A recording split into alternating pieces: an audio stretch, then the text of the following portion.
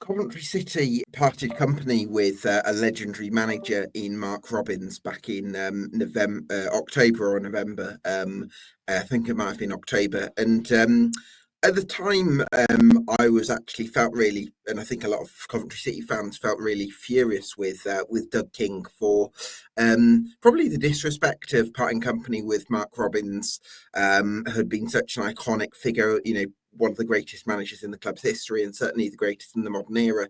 And I think there was a lot of anger towards that. But I think what probably worked in successor Frank Lampard's favour is that it came at the time of an international break. So where instead of Coventry City playing straight after the Mark Robins decision and the Frank Lampard appointment, there was actually a bit more time for Coventry City fans to kind of digest the information and sort of welcome him in for the Cardiff game when that happened after a brief interim stint. And I think that probably played into his favour a little bit, giving fans a bit more time and space to sort of get to sort of embrace it. And that's kind of reflected in results because it was a decent start for Frank Lampard, which kind of crescendoed with that 9 wins in 10 in the middle of the campaign. And then again, decent form between then and the end of the campaign got Coventry City into the playoffs with 1 or 2 imperfections. They had to change formation due to the shortage of wingers, which that they may revert back to after a full summer to recruit. But it was a playoff finish for Coventry City. They produced a couple of decent performances, I think, against Sunderland in the playoff semi-final. It's certainly in the second leg at the Stadium of Light. And there's some real foundations for Frank Lampard to take forward. And crucially, it doesn't feel like he's the stepfather figure anymore. It feels like he settled into the job and the fan base have welcomed it in. And I think the club are in a great position to look forward to the new era, to this era with some optimism. So with that in mind, what's possible for Coventry City in 25-26? Can they be one of the front runners for promotion from the Championship? Well, that's what we're going to try and discuss on this Summer Deep Dive. Yes, welcome along to EFL Debate. If you like what we do here, you can do us a massive favour by getting subscribed to us on YouTube and on Spotify. Speaking to a fan of each of the 72 clubs across the EFL between mid-June and mid-July. So if you want more of that, once again, you can subscribe. So, delighted to be joined this evening by Simon Lillibury, host of the Sportsman and Title, soon to be rebranded next season, and also host of That Cov Pod. Simon, good evening. Thanks so much for joining us. How would you reflect on the start to Frank Lampard's tenure as Coventry City manager? Yeah, thanks for having me, Gab. Good to see you again. Hope to catch up with you next year as well on our own little show that we do. Frank Lampard's tenure, yeah, if we go back to the start, I think you are right that what you said in that intro, in the fact there was a lot of anger amongst the fan base about Robins being sacked, and I was frustrated with potentially how long it took to get Lampard through the door, given he was mentioned within the first few days of kind of Robins leaving that he'd applied for the job. We kind of threw away 3 matches under Reece Carr, even though we got a point at Sunderland, and I think we lost at Burnley, which was just a dreadful, dreadful display. But almost that time really helped us as a fan base and the club move forward, because by the time Lampard actually did come in, it was almost like there was a load of positivity and a lot of kind of excitement around his arrival, given the fact we'd had 3 games under this temporary kind of interim manager. Reece Carr's now left the club, but by the time Lampard actually got hold of the job, it was almost like, right, let's breathe out. It's a chance for us to all look forward. And I think there was obviously a lot of excitement about Lampard coming in, even though the kind of outside world seemed to be full of criticism about the appointment. If you looked among the fan base and the Coventry fans, there was a lot of excitement about what he'd done in the game, and a manager with Premier League experience and Champions League experience, which, we've never really had before in the last, certainly since kind of 2000, have had a manager of this calibre come into the club. So there's a lot to be excited about. Again, the first, up to New Year, really, up till January, it wasn't amazing. I remember we drew to Cardiff. We threw away 3 points at Norwich because conceding twice in injury time. And it kind of changed once Matt Grimes came in January, which we will come on to. But he had his way of getting his coaching staff in, which really helped things. And Mark Robins obviously struggled with his coaching staff towards the end. Lampard came in with elite coaching staff. I think he's a very good head coach, and he really got improvements out of the team, made them fitter, made them more organised, and the players were clearly really excited to have him about as well. So there was a lot of positivity when he first came in, and he did continue that as the season progressed. Absolutely. I'm glad you mentioned the coaches, especially Joe Edwards, who I think is a fantastic coach. Because I think sometimes we underestimate how many of the qualities you need across a management team have to necessarily be displayed by one person. So I think Frank Lampard, I'm sure he is a capable tactician. I think he's shown that so far. But maybe he's very good at man management, motivating players, having a word with them here and there, the people management side of the job. And maybe somebody like Joe Edwards in terms of the absolute technical fine tuning, technical details on the graph. Maybe he's better at that side of things. And I don't think there's any shame in having a variety of qualities across the coaching staff. No, I completely agree with that. I mean, I don't know how many other kind of coaching setups in the league have a manager or a coach who's had a go at management in the Championship. Okay, his spell at Millwall didn't go that well, but he was trying something very different at a club which necessarily probably didn't fit his style or what he was trying to achieve. But to have someone who's actually had a go at the head gig come in under Lampard and be an assistant manager, he's got really, really high reviews all across his kind of career, Joe Edwards. And now the fact we've got him, it feels like a bit of a coup with Lampard as well. And I think Chris Jones as well, he's worked at a very high level before. So I think that setup is brilliant. And I think I said this when Robbins got sacked. I'm not necessarily sure Mark Robbins and Frank Lampard, how you can compare them one-on-one. But I think the coaching staff we have now is far better than the coaching staff that Mark Robbins had at the start of last season where we really struggled. So that's what the game's about, isn't it? It's not just one man ultimately, it's about the coaching setup. And you can go into whether it's better than Mark Robbins and 85 Ash. I don't know that necessarily, but what we've got now is worlds apart, because Lampard's a head coach.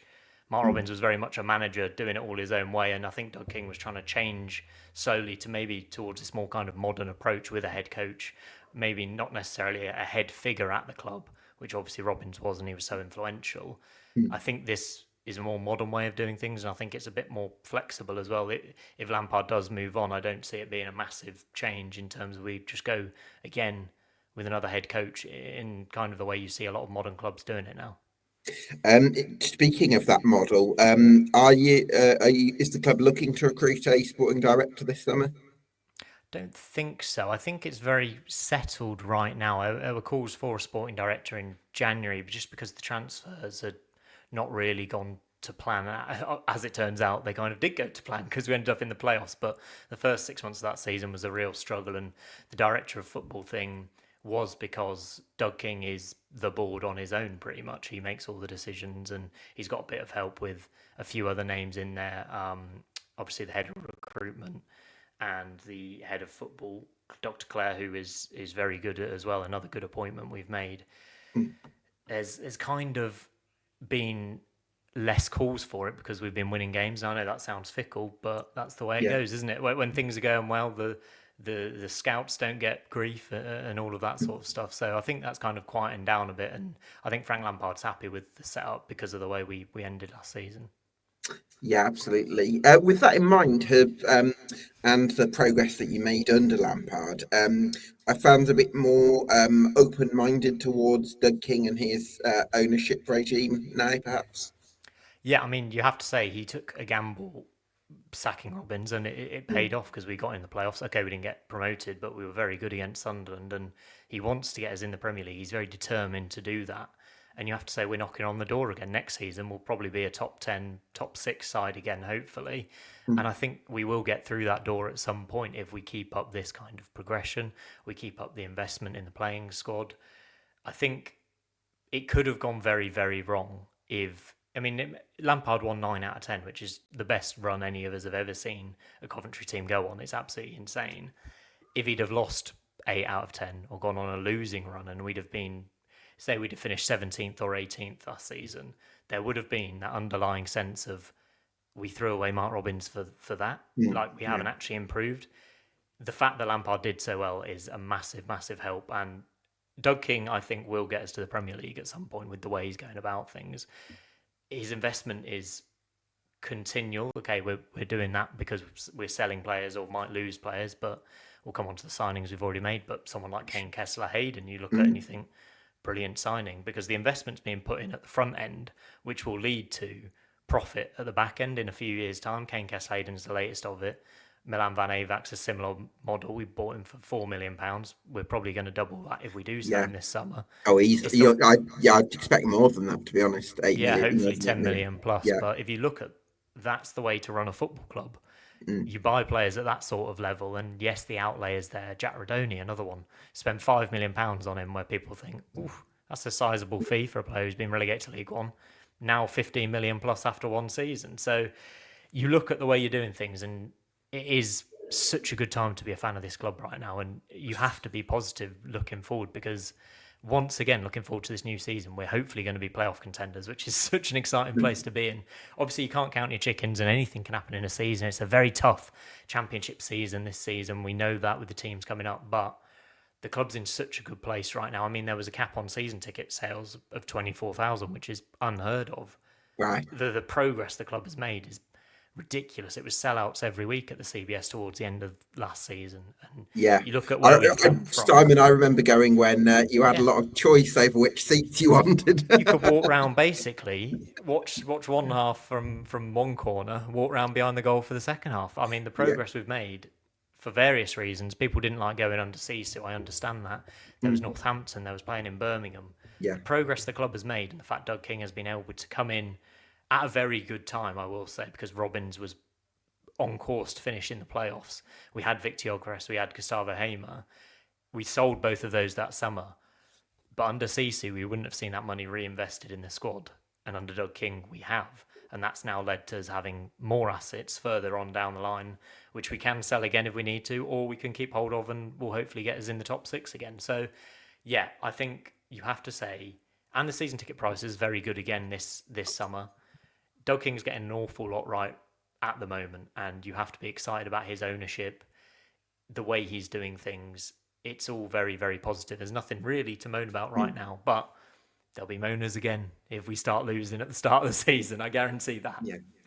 Yeah, I hope that there's a sense of perspective retained, because I can remember getting a bus back into Poole Meadow, I think it was, with Coventry fans, and it was back in the sort of mid to late 2010s when the club was absolutely in crisis and people were fearing for the existence of the club even, and certainly it felt like it was on a downward trajectory. So yeah, I always like to look back at times like that, because it just shows how far you've come, and it's easy to forget that sometimes. Yeah, I mean, 10 years since we were kind of, I mean, maybe not 10 years because we had a good season when we had James Maddison and Adam Armstrong that season under Tony Mowbray.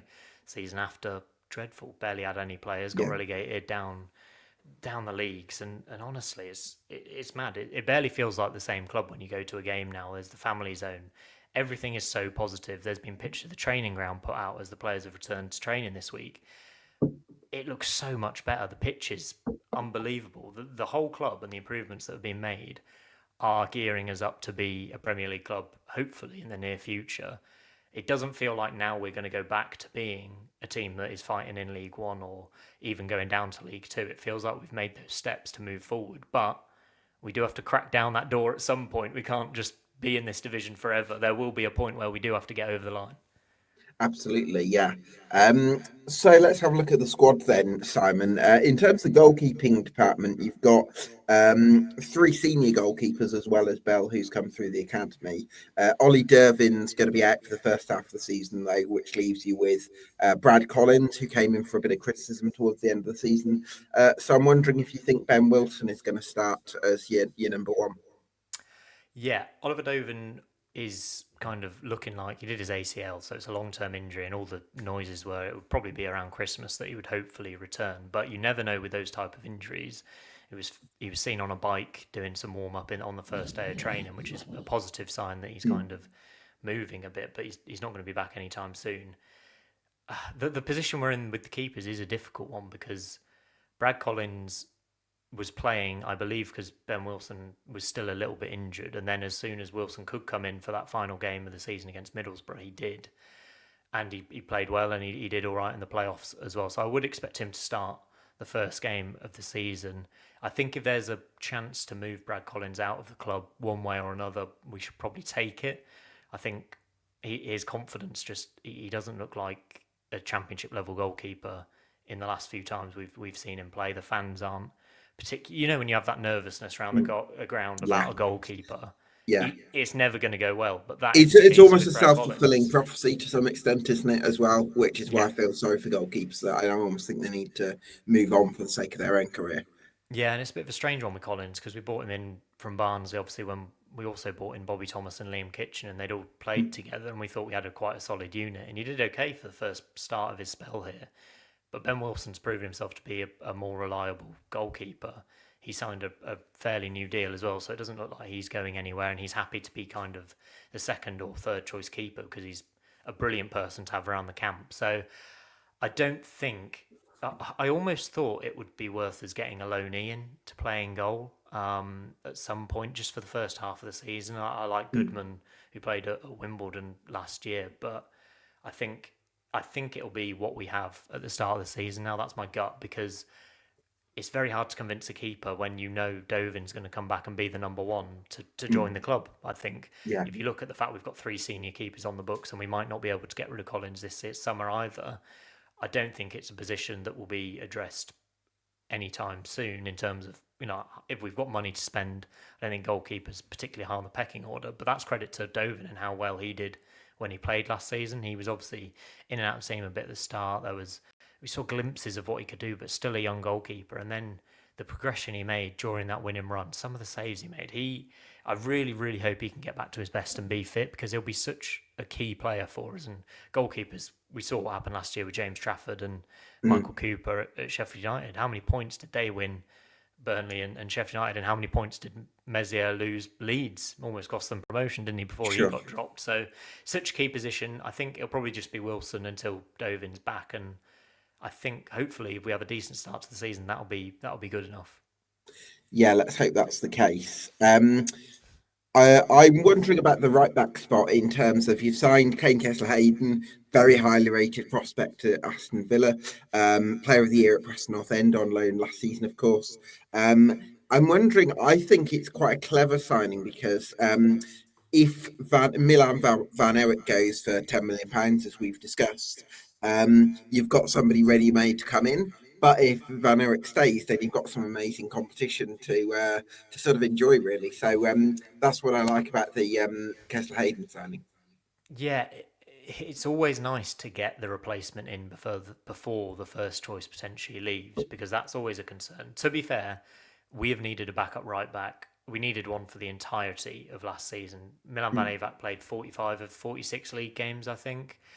If he didn't play, I think Joel Latibodia filled in at times. He's not a It's right not the back. same thing, is it? I think Josh Eccles played there a little bit as well, and he's obviously just playing out of position. The fact that we didn't get a backup right back in was a worry of mine, a real big worry in case Van Eyck got injured. Fortunately, he's made of like a steel. He just never gets injured. Played 45 games in 2 seasons in a row, I think. Is absolutely insane the amount of work he gets through. 90 minutes most weeks as well. But it feels like if he does move on, and Fulham have been interested, I know there's something going on with Kenny Tete, maybe going to Everton, maybe signing a new deal. It feels like if he gets the chance to make a Premier League move, it could be the right time for him to go. And I hate to say that because he's obviously a brilliant player, but we talk about the model and people reference the Brentford model. He signed a 4-year contract. We're 2 years into that. This is when you probably sell the player, isn't it? With 2 years left on their contract. We've spent money on a right back who I think is good enough to fill his boots and statistically looks good enough to do that. I know he was playing wing back for Preston, so his stats are slightly skewed going forward. But if we started with Kane Kessler-Hayden at right back on that opening day, and Milan Van Eyck had left the club for £10 million, I wouldn't be unhappy at all. I think it's a lovely position to be in, the fact we've spent the money before we've recouped the money almost. So yeah, really, really happy with that signing. I don't think we could have got anyone better, to be honest. Absolutely, because I think there's a great chance that that you don't really see a drop in quality from if Van Ewijk goes to Kesler Hayden, and yet you've also got an increase in incomings with probably I think roughly £5 million profit, is it? If he goes for £10 million. So yeah, I think that's really exciting. In terms of central defence, then Simon, Bobby Thomas, how important do you see him being this season? Yeah, massive. When he's up for it and the difference he makes when he's in defence, especially towards the end of last season against Sunderland, against Middlesbrough, he's so aggressive in the good way. When the ball's in the air, he's going to win it. He does need to work on his distribution slightly, and I think this is where potentially we could do with a bit more of a ball playing centre back alongside him. His passing can be frustrating in terms of sometimes he just kicks the ball out of play, in truth, but in terms of a leader at the back, and I think at the start of last season, we all were worried about the lack of experience in this Coventry team. We didn't have Matt Grimes. We'd sold Godden. We'd got rid of Kelly. We'd got rid of McFadden in recent years as well. And that was a lot of the issue that we had in terms of these young players didn't have the experience to deal with games.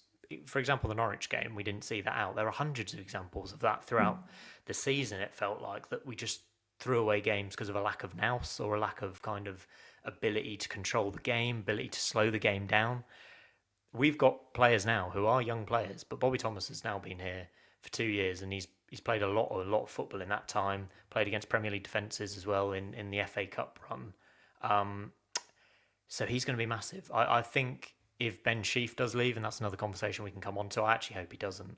He potentially could be someone who you'd look to captain the side. We had loads of captains last season, but he's got that kind of figure about him now where he's becoming more of a leader.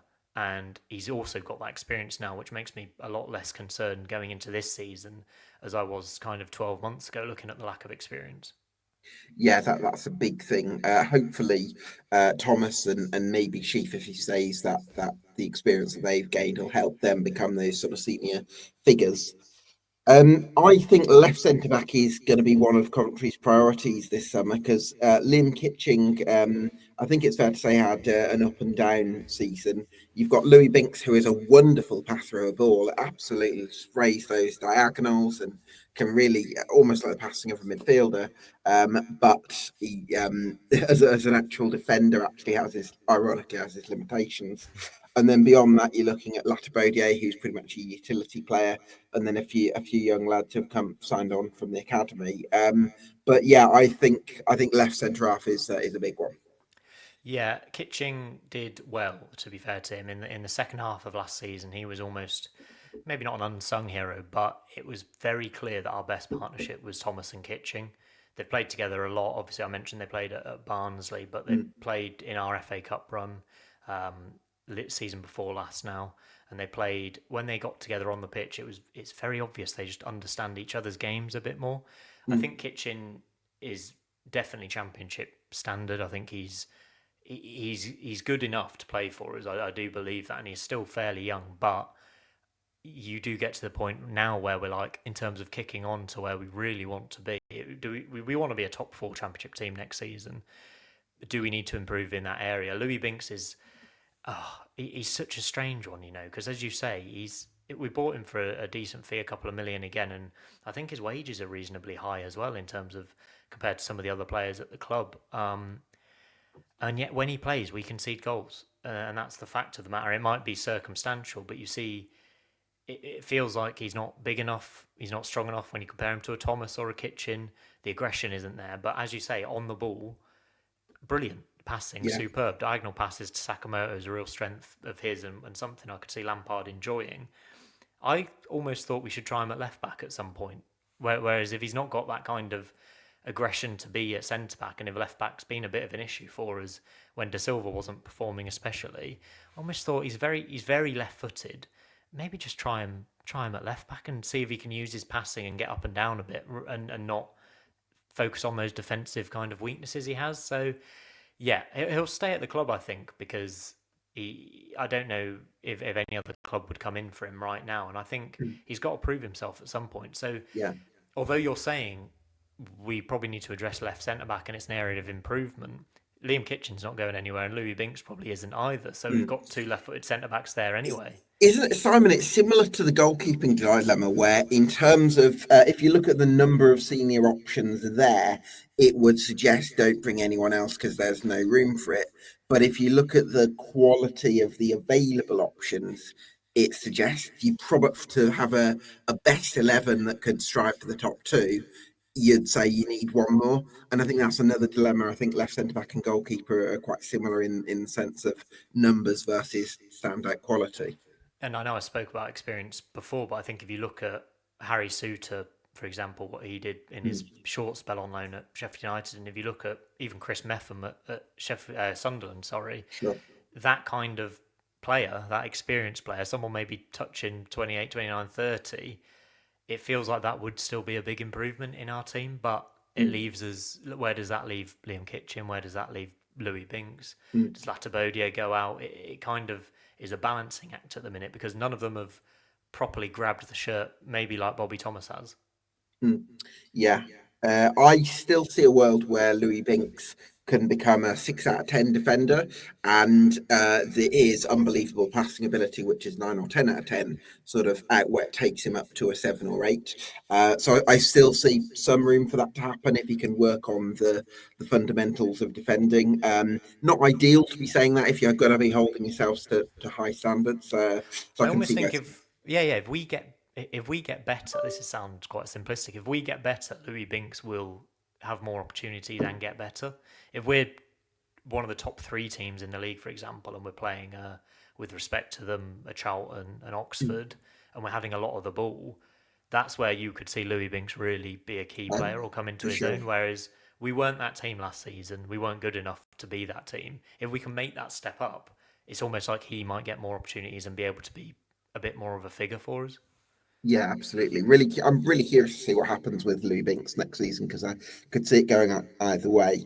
I feel I'm going to say the same thing about left back, Simon.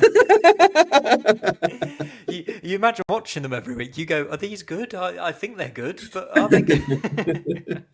But this is the thing. It's like you don't want to fall into the trap of thinking just because you've got lots of options that you don't need to sign. Because I mean, Jake Bidwell has proven a pretty reliable left back over in terms of you're not going to go too far wrong with Jake Bidwell at left back. But I think you can get a little bit more somebody who can just offer solid enough defensively, but a lot more for threat going forward. Whereas I think De Silva, not quite sure that he's going to be up to the level that you're looking for. So again, it's that balancing act. Do you go for one more? Do you try and offload somebody and maybe pay their wages to offload them and get that extra bit of quality? Yeah, De Silva was unbelievable towards the end of last season. To give Okay. credit to him, he really made the position his own. He was aggressive, but he's not tall, and it is a focal point of any team that plays against us. If they put a big man on the wing or they have a striker they can shift out there, it is a weak point of his game, and there's nothing he can do about it. I think he is technically on the ball. So I mean, I don't know what he is. He's like 5'2", 5'3", and for him to be a championship footballer at that height as a left back almost speaks at how good on the ball he is and how well he can take people on because he wouldn't get to this level in that position if he wasn't that good. So it's a really, I would keep De Silva around because I think he's got something to offer. We've also signed Miguel Angel Brau from Granada Yes. on a free transfer, who is, I think. I think Lampard might want him to be a backup almost, and he might have his eyes on a bigger name left back almost. I think there's been some links with Harry Toffolo.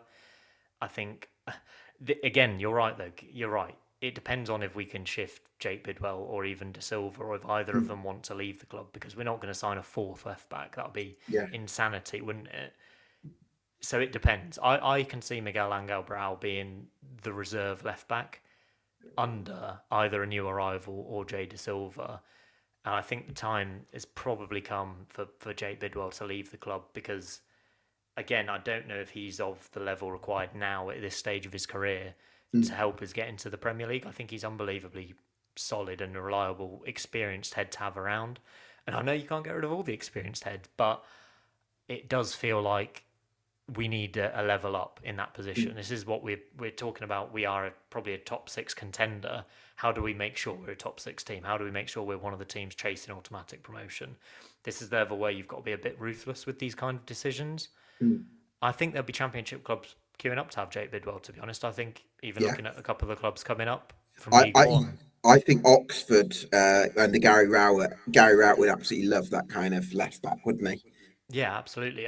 And even a club trying to make a bit of a statement in the championship and get some experienced heads in, and Mm. maybe a Wrexham or a Charlton could do with someone like him. Someone getting, I mean, he's played like 9, 10 seasons in the championship Yeah. now. You know what you're going to get. So, unfortunately, I think for us, we're probably trying to aim a bit higher than that now.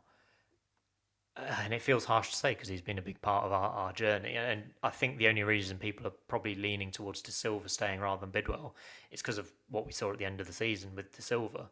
But it's interesting, very interesting position. I'm excited to see what happens, but Yeah, it's I'm almost like curious. taking a risk. Do we take a risk or do we stick with what we've had? It's stick or twist, isn't it? Stick or twist, yeah, or twist and shout. Right. I'm wondering actually about Angel Blau. Have you been able to get any intel or understanding on him, and what you're hoping that he's going to be offering? Yeah, it seems like Granada fans were very disappointed he left on a free transfer, which is always a good sign. Mm. He's young and he's quick and he seems quite an attacking fullback as well, which is something we probably do need in terms of De Silva is an attacking option, but he's not really going to overlap and get a cross in or really burst through with pace. He's more of a technical player on the ball and try and Mm. pick out a few passes or go around someone. I think if we want a left version of Milan Van Avak, he could Mm. potentially become that. If you want a pacey person who's going to overlap the winger, get crosses into the box, we know how Lampard wants to play with this team. It's all about crosses, it's about headers. Mm. We need our fullbacks on both sides really to be doing that, and I do think that's why he's maybe made a move to bring Angel Brau in. And I think that's where also, if you look at someone like Toffolo, could potentially fill that void as well in terms of getting good deliveries into the box at left back. Bidwell has got a good cross on him, but he's not quick enough to Mm. kind of burst through a defensive line anymore. So yeah, I'm excited to see what he can do, but I think there's probably lower expectation on him. Not really expecting him to come in and start every game this season. Mm.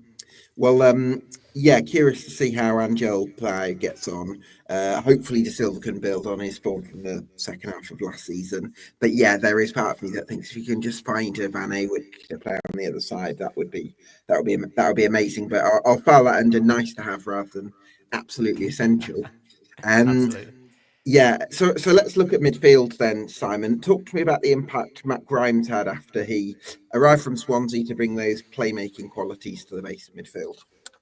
Yeah, he was excellent, and he was everything you would expect Matt Grimes to be when you sign him from Swansea. I mean, he is a player who's been one of the better midfielders in the Championship for a number of years now. He's played so many games, and I think that's also important. I think he's missed 4 or 5 games in the last 4 seasons, if I remember that stat Mm, correctly. yeah. Whereas you look at someone like Ben Sheaf, who has played maybe 30 games on average over the last few seasons. And that's where we've needed that experience and that presence in the middle. There was a bit of frustration at times that he was dropping into that kind of back three from Coventry fans, where they wanted him a slight bit further up the pitch to kind of pick those passes and actually unlock defences. But I think it's the way Lampard wants to play. And then you go back to the attacking fullbacks in terms of having pace on the wings. And if Grimes is involved in build up, it just makes everything a little bit more secure when he's on the ball. You know, he's not really going to give it away. He can take it in tight areas. He can kind of get us moving forward, which we've lacked, and he just made things a bit steadier. There was a really nice balance actually, I think, with him, Sheaf, and Radoni, who we will come on to, I'm sure. But it feels like that's a lovely Mm, midfield balance and a really elite one at this level as well. But yeah, Matt Grimes is someone who, again, potential captain in the upcoming season, depending on what happens with Ben Sheaf, because you know what you're going to get for him. We know he's going to start at the start of the season. We know he's probably going to play 40 plus games, touch wood, if he doesn't get injured. mm, And I think Lampard really, really likes that. I think he sees he's got two components of a midfield in terms of Matt Grimes dictating the play from the kind of base of midfield and joining in with the back three. He's got Jack Rodoni on the other end of the scale, bombing into the box, winning headers, scoring goals. So Yeah. it's lovely at the minute, and Grimes has been brilliant. And it's really nice that I feel like we signed Matt Grimes, who was arguably Swansea's best player. We signed Ken Kessler-Hayden, who was Preston's best player last season. We're almost getting these players who have a bit of championship experience, but they're really, really good championship players, and you can tell when they're on the ball. I think he does need a bit of legs around him. I think he's obviously not a quick footballer, but his mind kind of puts him ahead of a few of the others in his position because, I don't know, what do they say? The first 5 yards are in your head or whatever, and it does feel like that when he's on the ball. But if teams break on us and he's one of the back three back, it does feel like he potentially can get run past a little bit easy, which is where maybe we need a bit more pace around him. Yeah, that's the question mark, isn't it? I feel conflicted about this, Simon, because on the one hand, I love the idea of getting Matt Grimes on the ball as much as possible, because when Matt Grimes is on the ball, he can create stuff and he can get moves going brilliantly. On the other hand, when he is the deepest of the midfielders, it's like it's often Ben Sheaf looks more convincing running back in those defensive transitions, but Ben Sheaf's often starting further up the pitch. So sometimes you almost want Ben Sheaf deeper, but then if you have Ben Sheaf deeper, you don't get that same sort of metronomic qualities that Grimes has. So it's a bit of a riddle really for Lampard. Yeah, absolutely agree with that. I mean, that's where people are talking about Grimes maybe trying to get a bit higher up the pitch, just because then it's not all on him to kind of defend those counter attacks. But it's only a minor issue, I think, in most football games that we're playing. You look at how they did together at the end of the season almost, and come on to Rodoni again, but the blend is there for an elite championship midfield between those three, and I don't think there's many better than those three, to be honest, when they're at their best, when they're fully fit. Teams coming down from the Premier League, okay, we can make an argument for, but if you look at those three and how they played against some of the really, really top teams in the division, it's something to be really, really excited about as we head into 25-26. Yeah, absolutely. Because I love the playmaking qualities of Grimes, the sort of box to box energy of Sheaf, but also some of those leadership qualities that you've spoken about, and then this kind of raw pressing, constantly getting into goal scoring areas, creating. Got a lovely left foot, Rodoni, who can do pretty much anything and loves playing off the cuff with that freedom to press anywhere. Yeah, like you mentioned, just that blend is perfect, and that's got to be what Frank Lampard builds this team around. I think if you look at Sheaf, we know how good he can be when he's at his best. It's literally just injuries stopping him from being. I mean, he could have played for Southampton or an Ipswich in the Premier League. There's no doubt about that. But his injuries have held him back. I almost think that might work in our favour though, because he's had a bad season in terms of injuries. I'm now of the opinion where I think we should keep him, because I think his value now is at the lowest it's been probably since we've had him, maybe since the first season we signed him. But when he plays and the difference he makes to that midfield, he is just like a physical specimen on the ball.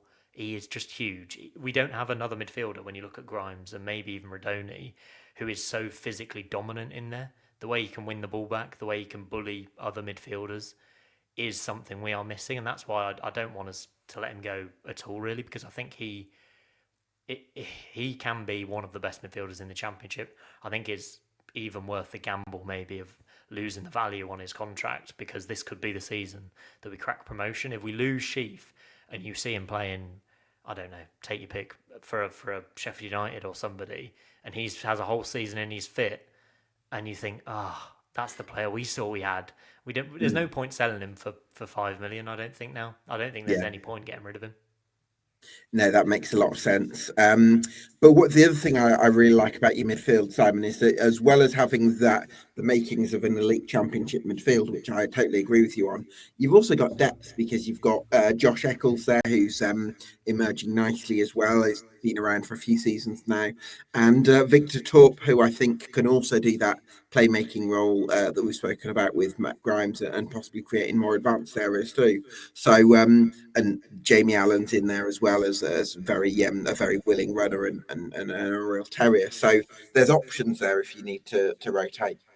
Yeah, almost those three kind of provide different things as well because Victor Torp played in the 3-0 win over Sunderland at the CBS towards the end of last season where Hadji Wright scored a hat trick and he played three incredible through balls to Hadji Wright. I think he got two assists and played the ball that helped him won the penalty as well.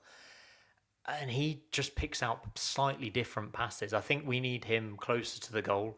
I don't think when Robbins was here, we had him slightly deeper. Obviously, we didn't have Grimes, and Torp was trying to kind of do a bit of everything. I think if we can push him further towards the opposition goal and maybe be a bit of an understudy to Jack Rodoni almost, and come off the bench for the last 20 minutes, if we're trying to unlock something, I think he offers something different. I think he can be a bit more of kind of a lock picker. Maybe if Sheaf's injured, he can come in and try and provide that kind of thing. I think Eccles has also got decent passes on him. He's got huge energy. He's slightly different to the other midfielders we have. Local lad, obviously. I think he's proven himself to be good enough for the Championship now and definitely a great squad option. And Jamie Allen, again, great experience, came up with us from League One and has got boundless energy. We call him Duracell Bunny. He doesn't stop running. He's obviously got physical limitations as well, but Yeah. I think, again, you look at that and you think that is probably good enough as a whole of what we need. And again, maybe we need to look at other areas of the pitch we could potentially improve. The one thing I would say, if we do drop Torp a little bit deeper, if you look at someone like Callum O'Hare or Casey Palmer, Jack Rodoni's not that number 10. I don't think we quite have that almost elusive, off the cuff, last 5-10 minutes, create a chance out of nothing, win a foul. We don't have that kind of player, and we didn't replace O'Hare or Palmer in that way. Yeah. So if there's a chance for a Premier League loanee or someone like that to Mm. come in and just be that kind of sprinkle of magic we might need off the Yeah. bench, not guaranteed a start. Obviously, with Rodoni, you're not going to guarantee that. Mm. But we might need something different just to kind of win us a point or turn a game in the last minute. And I think maybe we might be a little bit too one-dimensional in terms of crossing the ball. I would like to see that kind of spark player join us and be able to do that. Give yourself something different. Yeah, because at the moment what I've got under the number 10 role is Kai Yearn, who's pretty much an under 21 signing. I think he's very talented. I think he got into an England youth squad at 15 or 16, so really talented player. Probably more of a one for the long term. And then I think Kai Andrews is a forward-thinking midfielder as well. There's a lot of But excitement about him, by the way, Kai right, Andrews. He's nice. got called up to the Welsh squad, I believe, under Craig Bellamy. I hope I'm right on that. I think he has been involved in the Welsh setup, certainly. He is an exciting talent. Again, I think almost if we weren't as far along as we are in our progression, we would see more of these youth players coming through. I think it's massive credit, by the way, to Josh Eccles that Mm. our kind of meteoric rise he's managed to keep up with. There's not Yeah. many other academy products in our team at the moment because of that fact. Andrews is, I'm excited about him, but I don't know if it's a case of maybe a League One loan or something like that, Mm. just to see him in action. I think he's still only 18 or 19, and I don't know if he's obviously massively talented, but you don't want to put the pressure on him to kind of be that player to cause that bit of magic for us at that age. I'd like maybe to see him out on loan and then recall option in January if he's absolutely smashing it, but I think he needs a bit more action, a bit more game time, and us to maybe look elsewhere for that spark at number 10. Same for the lad called Moore, who's just signed a new long-term contract. Do you think? Yeah, absolutely. It's good, by the way, that we're managing to sign these young players down on Mm. longer term contracts because we've had it in the past where it's just Premier League academies come in and you read the news. Oh, another 18-year-old's gone to Chelsea, gone to Mm. Everton, and you never hear of them again, and that's it really. So for the club again, positive moves that we're getting them kind of tied down, and then we can see them out on loan and we get to see their full potential. But yeah, again, these young players are going to find it quite hard to break into our team this season because of the level we're now at, and the fact we're going to be again hopefully competing for the top six in the championship. So loans are needed. We've seen the progress someone like Louis Barry made when he was out on loan in terms of climbing through the divisions. I think Mm. we need to almost use that kind of model, test them at League Two, test them at League One, then maybe if we're still in the Championship, they can come in Mm. and help us out. But yeah, I don't see much game time for those youngsters this season, to be honest. Yeah, that's fair. I do like the idea of giving them pre-season and letting them see what they can do and giving them that opportunity, because even if you then do send them out on loan as you're expecting to, you've got an idea of where they're at in that first time environment. I think there's also the thing to be said about Lampard as well and his effect on midfielders. Every midfielder that's joined the club has been very excited to work with Frank Lampard, and Yeah. understandably, I think that's where you're right with give them a pre-season, seeing what little advice he can give them, and then see what they can do elsewhere. Yeah, absolutely. Yeah, I agree with you about maybe one more number 10 who can offer something different, possibly from the bench. Um, I'm very excited about Ephron Mason-Clark this season. I think he has the potential to be one of the top players in the Championship. Yeah, absolutely. It was a difficult start for him almost at the club because we were kind of working on the prospect of Hadji Wright still playing on that left forward role and Ellis Sims up front, which obviously worked so well in the FA Cup run, and Mark Robbins really liked that. It's very difficult to take Hadji Wright out of the team when he's playing his best football on that left, and there's an argument to be made that that's still his best role, which causes us a few problems. But his injury, let's not forget that happened, which also helped Lampard out. He got injured, Hadji Wright, for 3 or 4 months at Sunderland, the game before Lampard came in, or a couple of games before Lampard came in, which automatically went, right, well, Mason Clark's going to play on the left, isn't it? I think he got 5 goals or something in his first 5 games under Lampard, and his progression from there was really, really impressive. Another injury, I think, towards the back end of the season was a bit frustrating. So I'm hoping he can have a really good pre-season, get himself really fit and sharp, and then we just let him play on the left wing and we let him see what he can do, because he needed, I think, a season. It is a step up, you have to say, from playing in League One with Peterborough, and he's now had that kind of experience and what to expect and how Championship defenders can go about things, which can be, pretty brutal at times. But he's going to play in his best position now on the left wing. I think that's almost a guarantee under Frank Lampard, which is really exciting. Mm.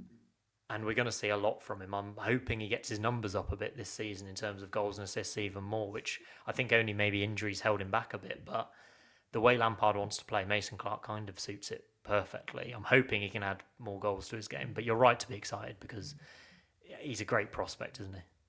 Certainly is. Now, for the centre forward position, Simon, I'm going to come back to a bit of a familiar theme with Yeah. this Coventry City squad. You've got Brandon Thomas Asante, Ellis Sims, Justin Abiqua, who's had a couple of good loans at Grimsby Town, Hadji Wright, who, from what you're saying about Mason Clark on the left, it could be more of a centre forward option, and you've got Norman Bassett as well. But I also feel like it's missing that sort of killer number 9, if you like. And if you're going to go big on crossing this season, then is Hadji Wright going to be the striker that you'd want to be aiming crosses at, as opposed to more of a counter-attacking option? So, and Ellis Sims, we think, is more of that physical, target man profile, but maybe isn't the level that you're looking for if you're going to meet your ambitions. So, again, a really curious area, the centre forward position. Yeah, you're bang on really with everything you say there. Hadji Wright, we're, it depends what happens this summer. If we get offers for different players and we try and change the way we play, it might kind of suit certain players more. I think Ellis Sims has had kind of a load of chances, to be honest, in this team playing up front, and he's not shown enough physicality for someone who's 6'4", strong, quick. He doesn't show that he is that on the pitch. I think he's almost physically the striker Lampard wants, but maybe mentally not quite the striker that Lampard actually does want. I think Lampard was very clear with the decisions he made tactically with Hadji Wright, being like, you're the striker, you're going to play as number 9. I mentioned the hat-trick he scored against Sunderland, and we thought, wow, like, every Championship club wants a 20-goal a season striker, don't they? It's the common fate, maybe we could do with a striker. Hadji Wright, if he stays fit, is a 20-goal a season striker. There's no doubt about that in the Championship. So it feels almost silly to think about moving him on or think about trying to change the way we're playing. We can cross the ball, and Hadji Wright can, again, he's like 6'3". He can score headers. He's also quick. He obviously pulls off to the left. He dribbles in the box. He will score goals for us this season. Would you see him as though as that target man that you would literally build a crossing identity around? I don't know. I think you have to try and see, I think you have to wait and see if he can do it that way. I almost think the crossing thing doesn't matter too much about the number 9. Obviously, it would be helpful to have a number 9 like Kiefer Moore, who's a massive focal point and wins headers all the time. But the crossing almost works for Jack Radoni just as well, who's brilliant in the air and scored so many headers last season. It's not all about the central striker. I think Hadji Wright has scored headers in the past. I mean, I'm getting flashbacks now to the last minute of the Sunderland semi-final gap where he completely floundered that header in the very last second. But he can score headers. I'm a Hadji Wright fan. I think he was injured over the summer. I think Mauricio Pochettino touched upon the fact playing for USA. He had a bit of an Achilles injury. Lampard left him on probably too long in the semi-finals on both legs. I think he was left on to take a penalty in the second leg when maybe he was out of gas. I think he was left on in the first leg. Came on. I can't remember what happened in the first leg, but we didn't. It's hard. Ellis Sims It's hard, went in. Simon, to take somebody like him off, isn't it? Because you feel like he can produce a brilliant finish at any moment. Yeah, that's exactly the thing. So I think if Lampard has that much faith in him, he's going to be the starting striker. I think if you look at the other options, Thomas Asante, still not sure on him. Probably a good squad option. He didn't join that long ago. He's probably got energy off the bench. He needs to do more in front of goal. He did a good performance in the first leg of the semi-final against Sunderland and did okay in that game. He played well against Middlesbrough off the bench as well. But he needs to do more. I think Ellis Sims... I don't want to be too harsh on him, but if we can get a decent offer for him, I think it would be sensible to move him on from the club. And Norman Bissett maybe even needs a loan to see what he can do elsewhere. Along with it, and then you mentioned Obikwu. He is exciting. I think there's a maybe under the radar excitement about him in terms of physically what he can do. Yeah. Well, I Give tell him you a what, try in the cup Simon. games. Go on. So Obikwu had 2 loans at Grimsby Town, and last season was his more prolific loan where he did score a few goals.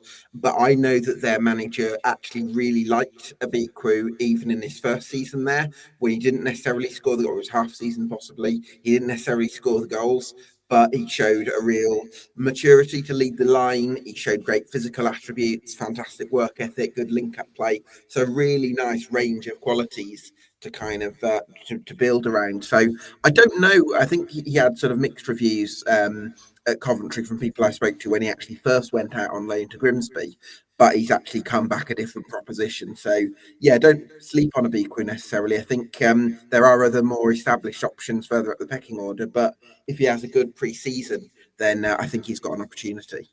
Yeah, even just give him a try in some of the cup games with Bissett if he sticks around and see what they can do. And I think this is where we've kind of got a pecking order of striker that maybe needs to be slightly cleared to give these players a bit of opportunity. If Hadji Wright's going to play most games when he's fit and play 90 minutes, there's not going to be that many opportunities for any others, especially if Mason Clark's doing well on the left. There's not really options to shift anyone out of the way. There's Sims, Thomas Asante, Bissett, like you mentioned. We've got a load of options up there, but we might need a bit of a rejig just to try and take us to that next level.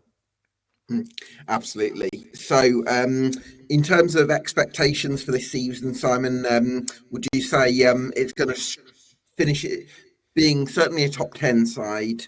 Do you think top 6 is the target? I mean, because I also think that you'd be looking to try and be in the top 2 conversation. So, where would you place your targets and expectations for Coventry City? Yeah, both top 6, I think. Target is always top 6 for us at the minute, and Doug King said like 3 out of 5 years when he came in we want to be in the playoffs, and hopefully one of those times we'll get over the line. We've now had 2 playoff seasons in the last 3 years. We are a good team, we're still building. I'm concerned about some of the strength of the other squads coming up, especially Birmingham from League One and what they're going to do, the finances that Wrexham have got. I don't want them to upset the apple cart too much, because I think if they could stay down the table a bit, we'd have a bit of more of a clear run at things, and kind of hopefully be the team that can challenge the relegated Premier League sides. And maybe Sheffield United this season, you have to say, will probably be up there. Again, we need to be the Sunderland, don't we, of this season. They kind of maybe they came from nowhere more than we did, but you know what I mean? That team that just gets in the playoffs, looks pretty steady, is a top 4 team for the majority of the season, no real concerns, not fighting it out, and then can win the playoffs and kind of plan for it and win the playoffs and do it. Frank Lampard's had 2 failed playoff attempts now, one at Derby, one at Cov, but did very well to get us into the playoffs. And I feel confident that he is good enough to get us promoted, which is a really nice position to be in. I think the squad is building nicely. There's obviously a long way to go now, over a month before a ball's kicked, and we'll see how it develops. But the Kenchester Hayden signing's a very good one, and if that's the way we're going to go about things, you have to say we're going to be a good team next season. We should be a top 6 team. I don't want to say we'll be top 2 at this moment in time, because I think that's pushing it slightly, and I think there's so much money at the top of the division coming down from the Premier League. It's hard to imagine us competing with an Ipswich Town, for example. I don't see us being able to challenge them for the title or anything. But if we can reach 80 points, that'll be a real mark of progress for a team that's been having 67, 70 points. If we can get to the kind of the 80 point mark or pushing it, we'll be proving ourselves to be a better team and be able to compete with the top 3 or top 4 in those playoffs. So yeah, I'm expecting us to be top, and then it's just those dreaded playoffs again. We'll see what happens. Simon, it's been such a pleasure. Having to wrap up now as the office is closing, but it's been lovely to chat to you about Coventry City, and hope you keep up the good work. Look forward to seeing you for the Sportsman in future next season. Thanks. They are, yeah. I need to rush out. Top man. In the meantime, get subscribed to That Cov Pod, and also get subscribed to EFL Debate on YouTube and on Spotify. Thanks for watching, and I'll see you again for another podcast very soon.